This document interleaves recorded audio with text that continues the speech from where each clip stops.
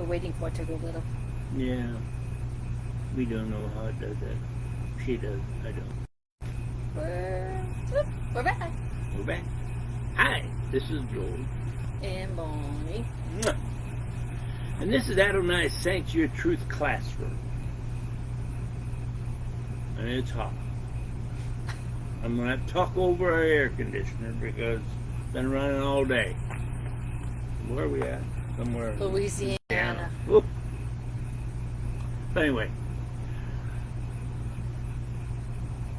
we're in Numbers 9,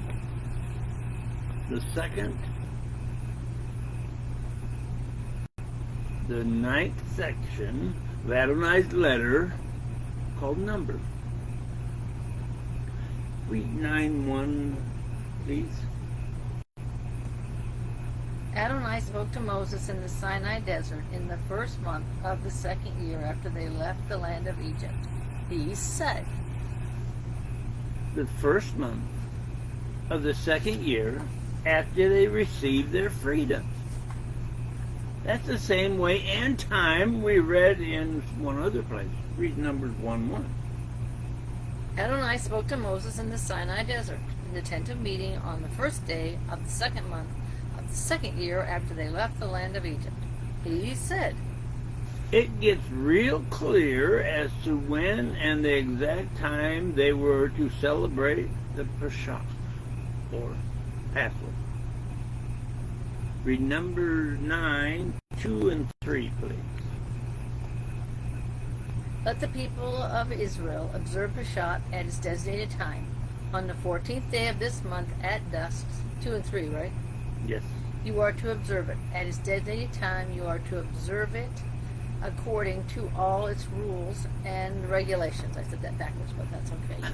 Notes are in the screen. Observe it with all its rules and regulations. That's what they were supposed to do. Read 4 and 5, please. Moses told the people of Israel to observe Pesach. So they observed Pesach at dusk on the 14th day of the month in the Sinai desert. The people of Israel acted in accordance with all that Adonai had ordered Moses. They acted the way they were supposed to act, by Adonai's instructions through Moses. That my sweetie just read. And I put in there, for now anyway, read 6 through 14, please. And there were certain people who had become unclean because of someone's corpse, so that they could not observe Pesach on that day. So they came before Moses and Aaron that day, and he said to them, and said to him, we are unclean because of someone's corpse. But why must we be kept from bringing the offering for Adonai at the time designated for the people of Israel? Moses answered them, wait, so that I can hear what Adonai will order concerning you. Adonai said to Moses, tell the people of Israel, if any of you now or in the future generations is unclean because of a corpse, or if he is on a trip abroad, nevertheless he is to observe Pesach. He will observe it in the second month on the 14th day at dusk. They are to eat it with matzah and marrow. They are to leave none of it until morning, and they are not to break any of its bones. They are to observe it according to all the regulations of Pesach. But the person who is clean and not on a trip who fails to observe Pesach will be cut off from his people, because he did not bring the offering for Adonai at the designated time. The people will bear the consequences of his sin. If a foreigner is staying with you and wants to observe Pesach for Adonai, he is to do so according to the regulations and rules of Pesach. You are to have the same law for the foreigner as for the citizen of the land. My sweetie read matzah and marrow, which is actually unleavened bread and a bitter herb. So, just thought I'd clear that up. The person or persons traveling or are unclean. What? You have your notes on the screen. Or unclean can't celebrate at the appointed time. Did you notice it isn't something the Israelites could just ignore until it fit into their schedule? No. It was actually Adonai's schedule they had to keep, except for those two reasons: traveling or unclean because of touching a corpse.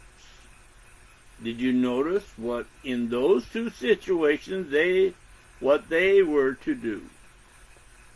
In case you overlooked it, read 11 again, please. But he will observe it in the second month, on the 14th day at dusk. They are to eat it with matzah and marrow. Not in the first month, but the second month, and on the 14th day at dusk. They are to keep all the regulations and rules just like they were observing Passover or Pesach at the appropriate time. But the Hebrew who turned his back on the celebration altogether, read 13. But the person who is clean and not on a trip, who fails to observe Pesach, will be cut off from his people, because he did not bring the offering for Adonai at the designated time. That person will bear the consequences of his sin.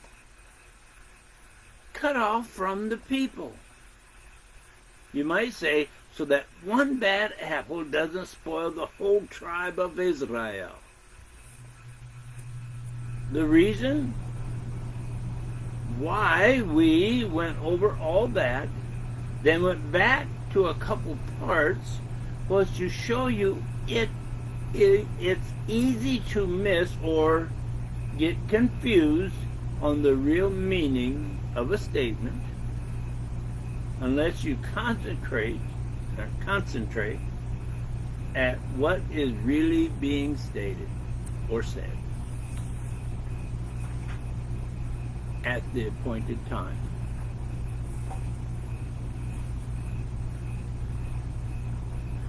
The next part is so absolutely amazing to us. Read Numbers 9:15, please. On the day the tabernacle was put up, the cloud covered the tabernacle, that is, the tent of meeting. And in the evening over the tabernacle was what appeared to be fire, which remained until morning. The day the tabernacle was put up, Adonai was there day and night. Well, it sounds like. Numbers 9, 16 and 17. So the cloud always covered it, and it looked like fire at night.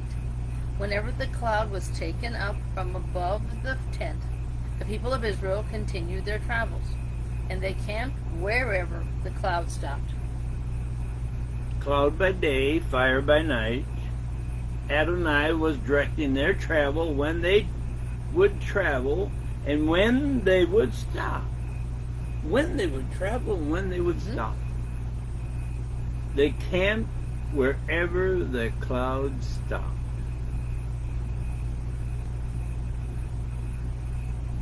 This wouldn't happen nowadays. Read 18 and 19. At the order of Adonai, the people of Israel traveled. At the order of Adonai, they camped. And as long as the clouds stayed over the tabernacle, they stayed in camp. Just 18. 18 and 19. Even when the cloud remained on the tabernacle for a long time, the people of Israel did what Adonai had charged them to do and did not travel. We don't think this would happen in today's world. Obey? Oh no. Obey Adonai no matter what? Oh, come on. Read 20 through 23, please. Sometimes the cloud was a few days over the tabernacle. According to Adonai's order, they remained in camp, and according to Adonai's order, they traveled. Sometimes the cloud was there only from evening until morning. So that is when the cloud was taken up in the morning they traveled. or even if it continued up both day and night. When the cloud was up, they traveled. Whether it was 2 days, 1 month, or a year that the cloud remained over the tabernacle, staying on it, the people of Israel remained in camp and did not travel. But as soon as it was taken up, they traveled. At Adonai's order they camped, and at Adonai's order they traveled. They did what Adonai had charged them to do through Moses. What a sight it would have been. Can't even imagine. Listen to Moses and do what Adonai told him. Number 9 is to give you an idea on how the children of Israel obeyed what Moses brought from Adonai, even pinpointing a few of the questions that could and did come to Moses' attention. Little thing I wrote on the side of the paper. In our opinion, if Adonai's cloud was in a building today, your house, your place of worship, your church, would people open the window to get the cloud out of the way for a more clear view, you might say, of what society wanted? Interesting question. Very much. Now my Speedy's we're gonna go to Numbers 10. And she's gonna read Numbers 10, 1 through 4.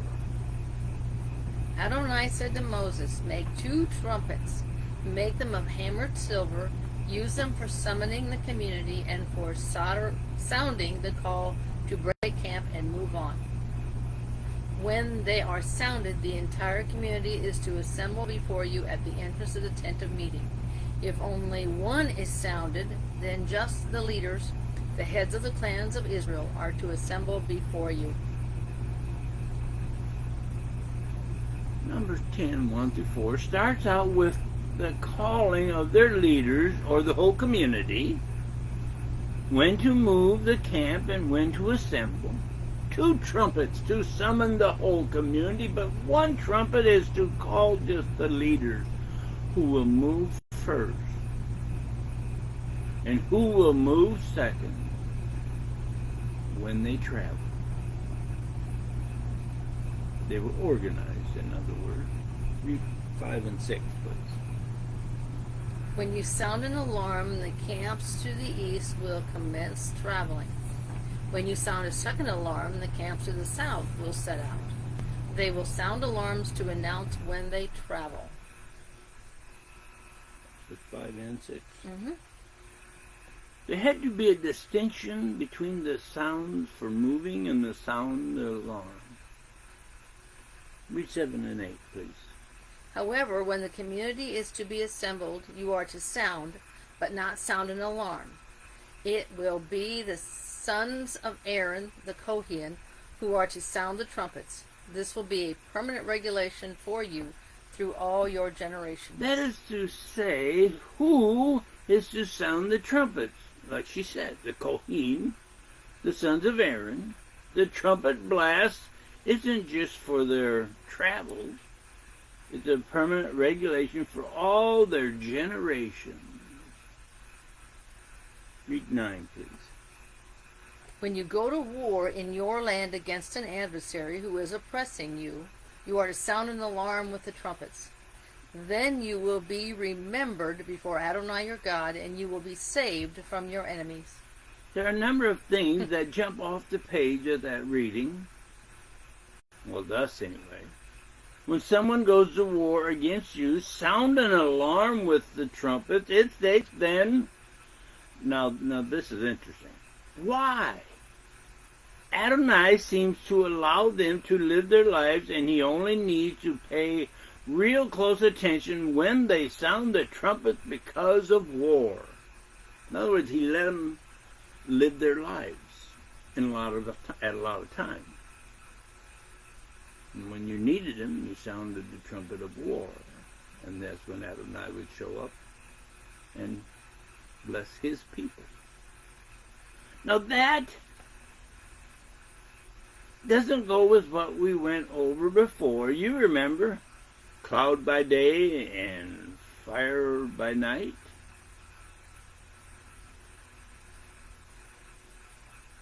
Was he leading? Or did he get to a certain... Was this just when they got to certain spots? But here it states, when the trumpet sound of war, then Adonai will be with you. Yet the three words that give hope to all of Israel isn't about the remembering in war. Read the first 8 words of 9, please. When you go to war in your land. Aha. When you go to war in your land. Giving them the assurance that Adonai would be with them when they have their land. Then all they need is to call on Adonai and he will remember them in their land. The land of Israel will be the Hebrews' land. Numbers 10:10, please. Also on your days of rejoicing at your designated time and on Rosh Hadesh, you are to sound the trumpets over your burnt offerings and over the sacrifices of your peace offerings. These will be your reminder before your God. I am Adonai, your God. That reading doesn't sound like the Hebrews need a special event. On the days you will rejoice. Even at your designated times, even in Rosh Hadesh, without taking for granted what that Rosh Hadesh is, I want to try to find it. It's a celebration of the beginning of each Jewish lunar month. We said Rosh Hadesh, which is their new year. This is Rosh Hadesh. I'm sorry. That's the celebration of the lunar month, the Jewish lunar month. So if your Bible states, and a lot of them do, the new moon or something, some state the start of the lunar month, they seem to be right. In that verse, it is the first time I ever really noticed what is right in front of us. Sound the trumpets over your burnt and peace offering. These are to be remembered, you might say, as a memorial, a record, before and to your God, Adonai. That word used there means a record, a reminder of the records kept before Adonai. It in itself was tremendous importance. Now the part that jumped out of the scripture for everyone willing to turn himself to Adonai. Read the last 5 words, please. I am Adonai, your God. I am Adonai, your God. If you turn your life to him, he told the Hebrews, I am Adonai, your God. And I don't think it's changed all that much. No. When we turn our life to Adonai, receive his son Yeshua, then he says, I am Adonai, your God. You may have to say that again. Which part? That, like, the thing you just said. You may have to say it a little louder so they make sure they heard you. When I read that last 5 words. Okay. They turned themselves, they had, when they turned themselves over to Adonai, Then Adonai says, I am Adonai your God. And it hasn't changed all that much. In today's society, which hardly anybody believes in Adonai, let alone, and I'm not saying exactly the same way. It's all right. Just kind of, they need to hear you. But you believe in Adonai and his son, Yeshua. Then Adonai says, I am Adonai your God. Those are important things to do. See, he doesn't have a bunch of names like so many believe he does. People can and do have little gods. Money, a whole bunch of other things. In this writing, Adonai states those burnt or peace offerings, you can do them as a reminder to your and before Adonai your God. But listen, the good part says, Adonai, he states, I am Adonai your God. How many times do we have to go over that?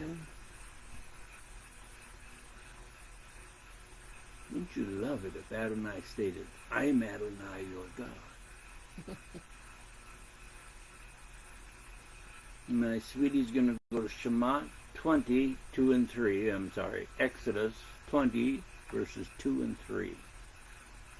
I am Adonai your God, who brought you up out of the land of Egypt, out of the abode of slavery. You are to have no other gods before me. Did you read that first part again? I am Adonai your God. I heard that before today. Yeah, it's very important. In Exodus 20, 2 and 3, he states, have no other gods before me. That's kind of interesting. He states again, I am Adonai your God. So I guess it must be kind of important. I would think so, yes. Read Exodus 20, 4 and 5 this time. You are not to make for yourselves a carved image or any kind of representation of anything in heaven above, on the earth beneath, or in the waters below the shoreline. You are not to bow down to them or serve them, for I, Adonai, your God, am a jealous God, punishing the children for the sins of the parents to the third and fourth generation of those who hate me. He stated there that, for I, Adonai, your God, am a jealous God. Adonai doesn't just look the other way when you worship any other so-called God. For Adonai or his son Yeshua. Oh. No way. Yes, we know that's in what we call the Old Testament and in the Ten Commandments. So if you're one of those people who believe or teach or preach that you don't have to believe in the old any longer, well then your congregation, your teaching to your people, therefore every one of those souls believe the Ten Commandments are done away with. Wait a minute, can't have it both ways, right? No. They preach that you do away, you don't have to pay attention to the Old Testament anymore, but the Ten Commandments is in the Old Testament. So I guess that's why Adonai had the Ten Commandments, you might as well say, are done away with. Those preachers want you to listen just to them. Believe like them, you will never get to that tiny door on that narrow road, because they and you followed a man. I don't care if it's your preacher, priest, rabbi, teacher, pope, or whoever you want to call him, or whatever you want to call him. Followed man, not God. not Adonai, not the one who says, I am Adonai your God. Read Numbers 10, 11 and 12, please. On the 20th day of the second month of the second year, the cloud was taken up from over the tabernacle of the testimony, and the people of Israel moved out in stages from the Sinai desert. The cloud stopped in the Paran desert. Day 20 of the second month in the second year, everything changed for the first time. That makes sense? Yeah, I don't see where they moved otherwise. Oh. They got to a certain spot.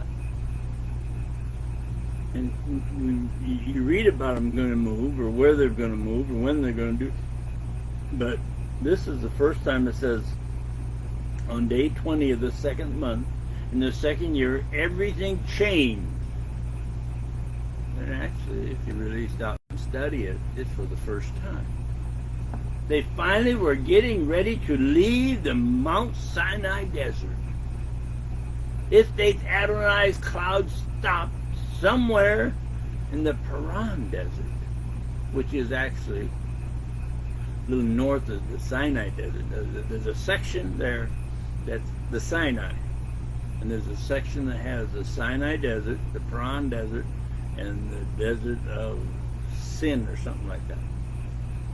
Sorry, I'm going over memory. Easy to fall off there. But they went somewhere in the Paran desert. You might say about or around 50 miles north. At least. Read 13, please. So they set out on their first journey, in keeping with Adonai's order through Moses. First journey. How many people have ever actually realized that in Numbers 10, it states what you read, the first journey. Moses tells the people, it's time to go with Adonai. The cloud was lifted, so let's get ready to take our first journey together from this place. And here is what and how long the who is going to do what. That sounds like a goofy question statement. But my sweetie's going to read 17. Then the tabernacle was taken down, and the descendants of Gershon and the descendants of Moriah set out, carrying the tabernacle. The tabernacle was dismantled by one of the sons of Levi, by the tribe of Gershon. They carried the tabernacle.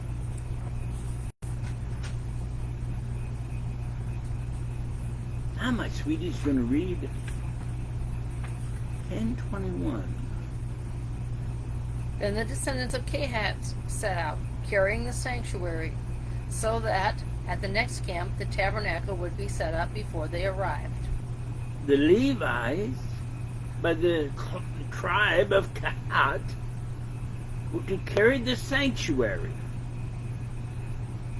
And like she said, my sweetie just read, the reason they followed the tribe of Gershon is at the next camp, the tabernacle would be set up by the Gershon family.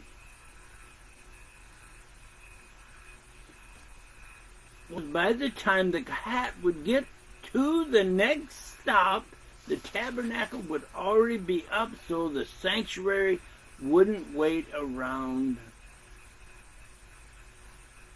just waiting for its place to be set. It would be ready when they arrived. Makes sense. Now that was organization. Yeah. And in the Old Testament, whoa, what happens to all those Old Testament stories you can't do? Well, I won't get back on that. You can read who the leaders of the tribes, who was the leaders of the tribes, who they belonged, and what their journey was yourself. But we like how 18:20 or 10:28 is. Read that. This is how the people of Israel traveled by companies. Thus they moved forward. That's 28. This is how they moved forward with Adonai. Moses tried to convince Haba, the Midianite, that's from the descendants of Moses' father-in-law. Well, read 10:29 through 32, please. Moses said to Hava, the son of Ravelah, the Midianite, Moses' father-in-law, we are traveling to the place about which Adonai said, I will give it to you. Come with us and we will treat you well, because Adonai has promised good things to Israel. But he replied, I will not go. I would rather go back to my own country and my own kinsmen. Moses continued, please don't leave us, because you know that we have to camp in the desert, and you can serve as our eyes. If you do go with us, then whatever good Adonai does for us, he will do the same for you. So they set out from Adonai's mountain and traveled for 3 days. Ahead of them on this 3-day journey went the ark of Adonai's covenant, searching for a new place to stop. You have heard that Adonai said, where you go, I will give that land to you. That's what you just read. Please don't leave. We need you.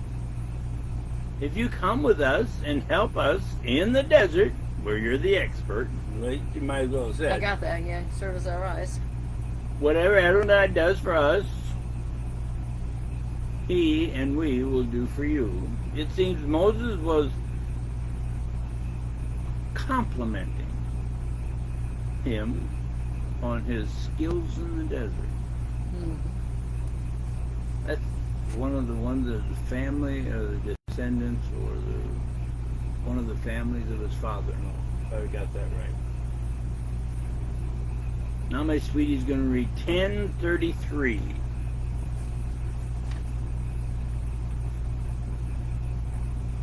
So they set out from Adonai's mountain and traveled for 3 days. Ahead of them on this 3-day journey went the ark of Adonai's covenant, searching for a new place to stop. We liked how that one ended. Searching for a new place to stop.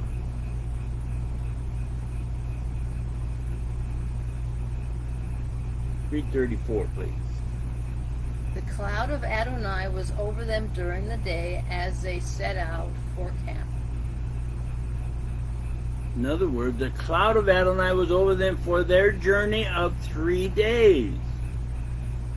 This next part isn't something to be taken lightly. Read 35, please. When the ark moved forward, Adonai said, Arise, Adonai, may your enemies be scattered. Let those who hate you flee before you.